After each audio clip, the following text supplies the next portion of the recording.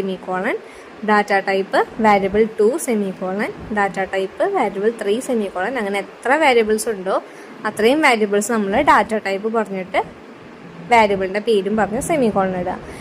എത്ര വേരിയബിൾസ് കഴിഞ്ഞു അത് കഴിഞ്ഞ് കഴിഞ്ഞാൽ ഓപ്പൺ ചെയ്തിട്ടുള്ള കേളി ബ്രാക്കറ്റ് ക്ലോസ് ചെയ്യുക, സെമിക്കോളൻ ഇടുക. അവിടെ ഒരു സെമിക്കോളൻ നമുക്ക് മസ്റ്റാണ് കേട്ടോ. സ്ട്രക്ചർ എപ്പോഴും ക്ലോസ് ചെയ്യുമ്പോൾ ഒരു സെമിക്കോളൻ അവിടെ വേണം.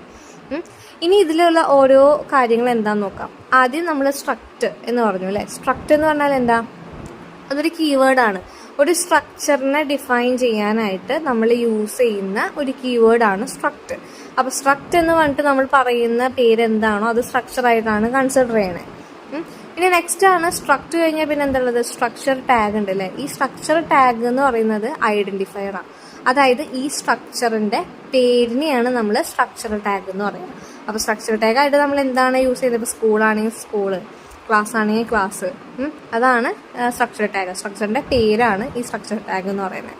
പിന്നെ ഡാറ്റ ടൈപ്പും വേരിയബിൾ നെയിം നമുക്കറിയാം. നമ്മൾ യൂസ് ചെയ്യുന്ന വേരിയബിൾസ് എന്താണോ അത് വേരിയബിൾ 1 വേരിയബിൾ 2 ആയിട്ട് നമ്മൾ എഴുതുന്നു. അതിൻ്റെതായിട്ടുള്ള ഡാറ്റ ടൈപ്പുകൾ സൈഡിൽ എഴുതുന്നു.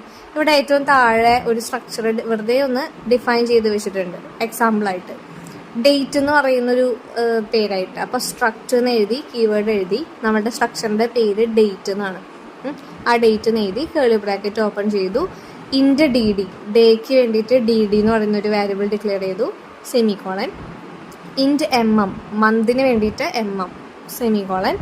ഇൻറ്റ് വൈ വൈ, ഇയറിന് വേണ്ടിയിട്ട് വൈ വൈ, സെമിക്കോളൻ. ലാസ്റ്റ് കഴിഞ്ഞാൽ കേളി ബ്രാക്കറ്റ് ക്ലോസ് ചെയ്യുക, സെമിക്കോളൻ ഇടുക. അപ്പോൾ ഇങ്ങനെയാണ് ഒരു structure definition. Structure tag, curly bracket open ചെയ്യുക, വാരിയബിൾസ് എല്ലാം ഡിക്ലെയർ ചെയ്യുക, ക്ലോസ് ചെയ്യുക, ഒരു സെമിക്കോളൻ ഇടുക. ഇവിടെ വേറൊരു എക്സാമ്പിളൊക്കെ തന്നിട്ടുണ്ട്. Struct str date.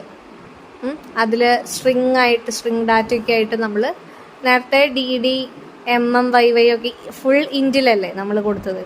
ഇൻറ്റിൽ മാത്രമല്ല പല ടൈപ്പ് ഡാറ്റകളിൽ നമുക്ക് ഡാറ്റ ടൈപ്പിൽ നമുക്ക് എന്ത് ചെയ്യാം? വാരിയബിൾസിനെ ഒരു സ്ട്രക്ചറിൻ്റെ ഉള്ളിൽ ഡിഫൈൻ ചെയ്യാൻ പറ്റും. അപ്പോൾ നമ്മൾ str ഡേറ്റ് എന്ന് പറയുന്ന സ്ട്രക്ചറിൽ എന്തൊക്കെ ഡാറ്റാസ് കൊടുത്തിട്ടുണ്ട്? ഇൻറ്റ് ഡേ കൊടുത്തിട്ടുണ്ട്, ഇൻറ്റ് ടൈപ്പാണ്. ക്യാർ മന്ത് ഓഫ് 10 കൊടുത്തിട്ടുണ്ട്. മന്ത് കൊടുക്കാൻ നമ്മൾ സ്ട്രിങ് രൂപത്തിൽ ജാനുവരി ഫെബ്രുവരി മാർച്ച് അങ്ങനെ കൊടുക്കാനായിട്ട് ക്യാർ മന്ത് ഓഫ് 10 എന്ന് പറഞ്ഞിട്ടുള്ളൊരു അര യൂസ് ചെയ്തിട്ടുണ്ട്. പിന്നെ ഇൻറ്റിൽ ഇയറും നമ്മൾ എന്ത് ചെയ്തിട്ടുണ്ട്? ഡിക്ലെയർ ചെയ്തിട്ടുണ്ട്. അപ്പോൾ ഇങ്ങനെ വേറൊരു ടൈപ്പ് സ്ട്രക്ചർ നമ്മൾ കണ്ടു. ഇനി നെക്സ്റ്റ് വേറൊരു എക്സാമ്പിൾ കൂടെ തന്നിട്ടുണ്ട് താഴെ. ഒരു സ്റ്റുഡൻറ്റിൻ്റെ ഡാറ്റ സ്റ്റോർ ചെയ്യാനുള്ളൊരു സ്ട്രക്ചർ. അപ്പോൾ എന്താ? സ്ട്രക്ട് സ്റ്റുഡൻറ്റ് എന്ന് പറയുന്നത് നമ്മളുടെ ഈ സ്ട്രക്ചറിൻ്റെ പേരാണ്. അപ്പോൾ സ്റ്റുഡൻറ്റ് കേളി